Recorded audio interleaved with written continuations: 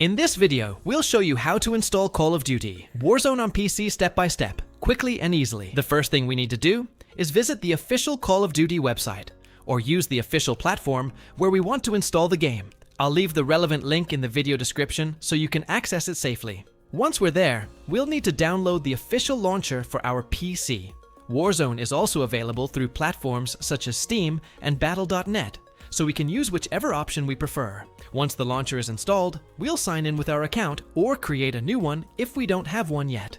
Next, we'll search for Call of Duty Warzone in the library or store and select the option to install the game. Before starting the installation, we'll be able to choose the folder where we want to save Warzone. It's important to make sure we have enough free storage space, as the game and its additional files can take up a considerable amount of space.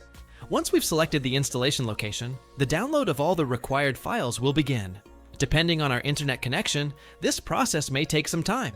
When the download is finished, the launcher will automatically install the necessary files and components required to run Warzone. We may also need to download additional updates before we can start the game. Installing Warzone on PC is a fairly simple process when using the official platforms and following the steps correctly. If you found this video helpful, don't forget to subscribe to the channel and leave a like for more step-by-step tutorials.